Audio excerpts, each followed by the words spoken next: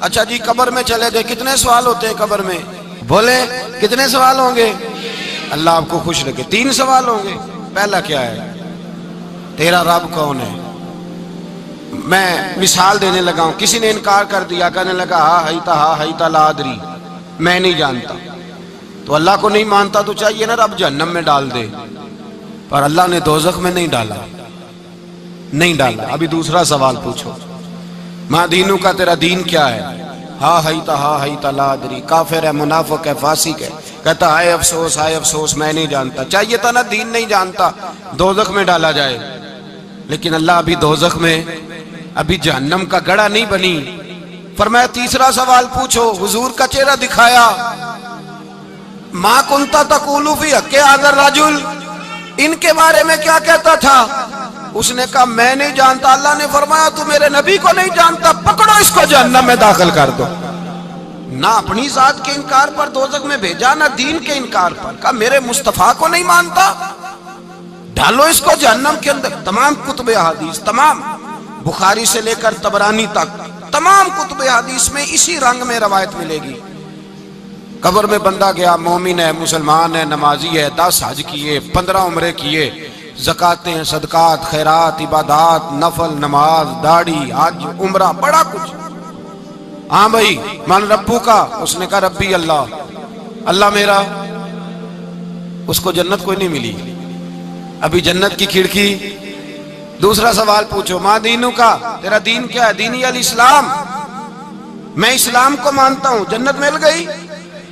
پورے کے پورے دین کو مان رہا ہے، نماز کو مان رہا ہے، حج کو مان رہا ہے، زکوٰۃ کو مان رہا ہے، عبادات کو مان رہا ہے، ہر چیز کو مان رہا ہے، لیکن جنت ملی۔ فرمایا تیسرا سوال پوچھو، حضور کا جلوہ والضحیٰ دکھایا۔ کچھ لوگ غلط ترجمہ کرتے ہیں، یہاں بھی کہتے ہیں پوچھا جائے گا یہ کون ہے، یہ لفظ نہیں ہے، ما کنت تقول فی حق ھذا الرجل۔ اللہ فرمائے گا یہ بتا دنیا میں میرے نبی کو کیا کہا کرتا تھا، ان کے بارے میں تو دنیا میں کیا کہا کرتا تھا؟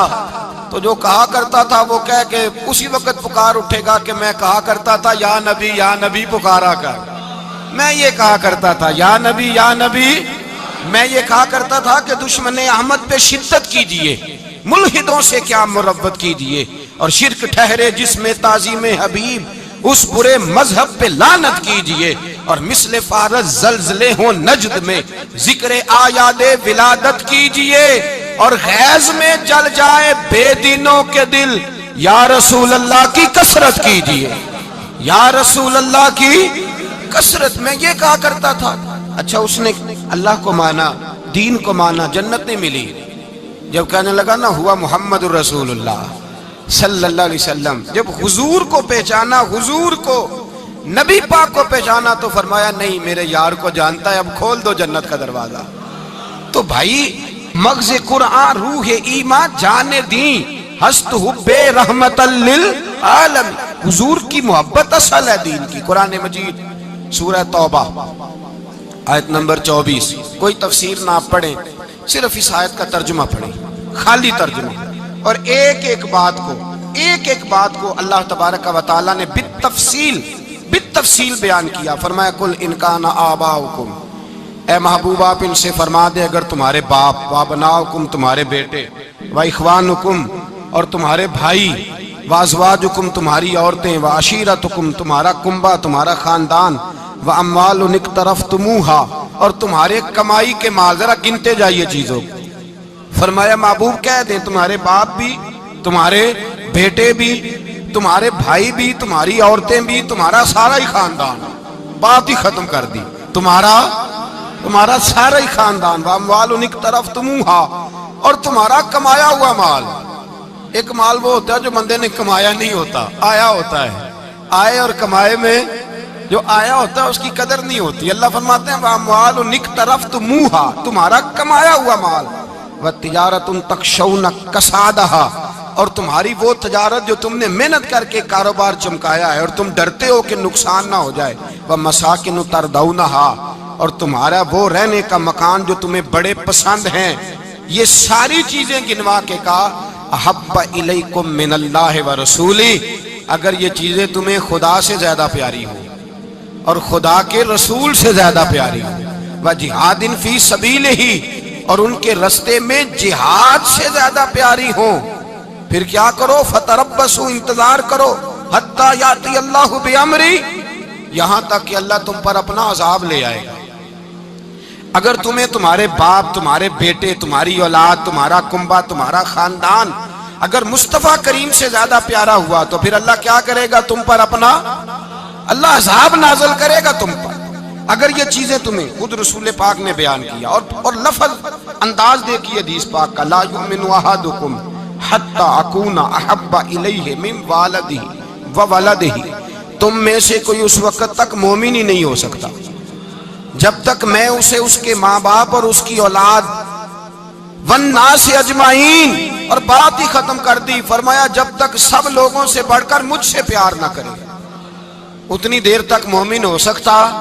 حضرت عمر حضور کی بارگاہ میں آئے، عام آدمی نہیں، جناب فاروق اعظم، نبی پاک صلی اللہ تعالی علیہ وسلم کی یہ حدیث سنی تو حاضر خدمت ہوئے، کہنے لگے یا رسول اللہ صلی اللہ علیہ وسلم، میں ہر چیز سے بڑھ کر آپ سے پیار کرتا ہوں، اور میں خالی نعرے لگانے والا نہیں، میں گھر سے تجربہ کر کے آیا ہوں، میں نے اولاد سامنے رکھی ہے، پھر آپ کا پیار سامنے رکھا ہے۔ حضور مجھے اولاد نہیں زیادہ پیاری، آپ زیادہ پیارے ہیں۔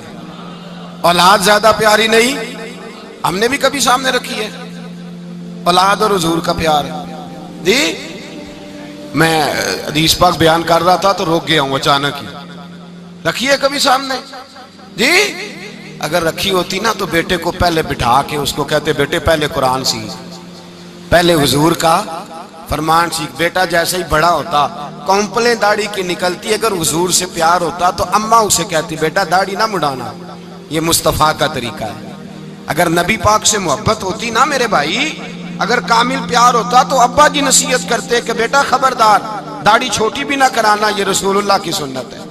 لیکن ہم نے ابھی اس چیز کو سامنے، ابھی نعرہ ہی ہے، ابھی خالی میلاد میں ہی محبت کرتے ہیں، ابھی خالی معراج شریف والے دن ہی پیار کرتے ہیں، ابھی اس کے اصل رنگ تک نہیں آئے۔ سنیے اور غور کیجیے، حضرت عمر عرض کرنے لگے یا رسول اللہ صلی اللہ علیہ وسلم، میں نے اولاد سامنے بٹھائی ہے، پھر آپ کا چہرہ سامنے لایا ہوں، حضور مجھے اولاد نہیں پیاری، آپ ہی زیادہ پیارے۔ پھر عرض کی حضور میں نے کل کمائی، کل جمع پونجی لا کے اپنے سامنے رکھی ہے، مجھے مال پیارا نہیں، آپ زیادہ پیارے۔ یا رسول اللہ صلی اللہ علیہ وسلم، میں نے ماں باپ کے چہرے سامنے رکھے ہیں، بہن بھائیوں کو رکھا ہے، رشتہ داروں کو رکھا ہے، دوستوں یاروں کو رکھا ہے، مجھے وہ نہیں پیارے، آپ پیارے۔ اور حضور پھر میں نے اپنا علاقہ اور قبیلہ بھی سامنے رکھا ہے، حضور مجھے وطن سے پیار نہیں، آپ سے پیار ہے۔ اور محبوبہ حد ہو گئی، میں نے اپنی عزت بھی سامنے رکھی ہے، عزت بھی، لیکن محبوبہ مجھے عزت نہیں پیاری، آپ زیادہ پیارے ہیں۔ حق پسند لوگ تھے، سچی بات کرنے والے۔ حضرت عمر کہنے لگے یا رسول اللہ صلی اللہ علیہ وسلم، پھر میں نے اپنے نفس کو، اپنی جان کو، اپنی روح کو سامنے رکھا ہے، مجھے لگتا ہے کہ جان مجھے زیادہ پیاری ہے، یہ نہیں کہا کہ زیادہ پیاری ہے، مجھے سمجھ رہے ہیں بات کو، مجھے لگتا ہے کہ جان مجھے آپ سے۔ میرے رسول پاک نے دست مبارک اٹھایا اور جناب عمر کے سینے پہ مارا، فرمایا عمر جا، ابھی تو تیرا ایمان ہی مکمل نہیں ہوا، اگر تو اپنی جان سے بڑھ کر مجھ سے پیار نہیں کرتا تو تیرا ایمان مکمل ہے، تیرا ایمان مکمل ہے، تیرا ایمان مکمل۔ حضرت عمر کہتے حضور کا ہاتھ لگا تو میں نے اعلان کیا، میں نے کہا محبوبہ تیرے دست مبارک نے خیر کر دی ہے، حضور اب مجھے آپ جان سے بھی زیادہ پیارے ہو گئے، آپ اشارہ کریں میں جان قربان کرنے کو بھی تیار ہوں۔ آپ مجھے، اصل میں نا ٹی وی پہ بیٹھتا ہے ایک اینکر بیچارہ جو 3 لاکھ روپیہ تنخواہ لیتا ہے یا 6 لاکھ، اس نے حق حلال کرنی ہوتی ہے اپنی کمائی، ٹی وی پہ بیٹھا ہے بیچارہ، نہ اس کو دین کے حروف ابجد کا پتہ ہے، وہ ٹی وی پہ بیٹھا ہے، اب جس پارٹی سے پیسے لیتا ہے اس کا وہ نمک خاری کا حق ادا کرتا ہے۔ کہتے جی حضور نے اپنے دشمن کو معاف کیا ہے، مولوی سخت بات کرتے ہیں، حضور نے اپنے دشمن کو، آپ کسی پارٹی کے لیڈر کے خلاف دوسری پارٹی کا بیان کبھی سنیں، اس لیڈر سے پیار کرنے والے اتنی اتنی لمبی زبانیں کھول کے ٹی وی پہ آ جاتے ہیں، اور وہ لفظ جو میڈیا پر اور اسمبلی میں ویسے ہی قانون کا حصہ نہیں وہ بھی بول دیے جاتے ہیں۔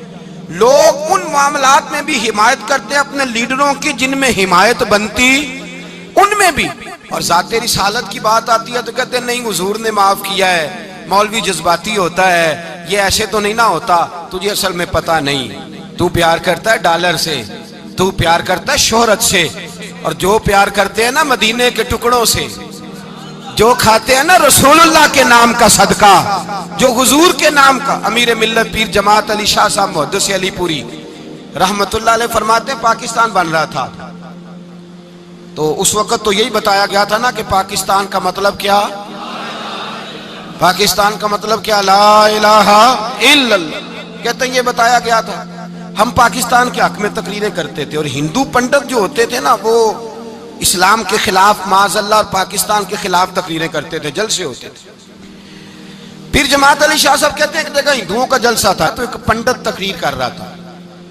اب سارے ہندو تھے، مسلمان تھا ہی کوئی نہیں، سب ہندو بیٹھے تھے اور وہ سن رہے تھے۔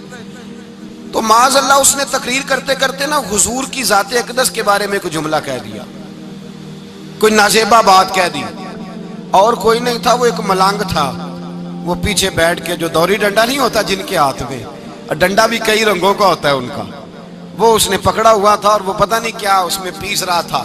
امیر ملت فرماتے ہیں اس کے کان میں سپیکر کی آواز گئی کہ حضور کے بارے میں بات کر دی۔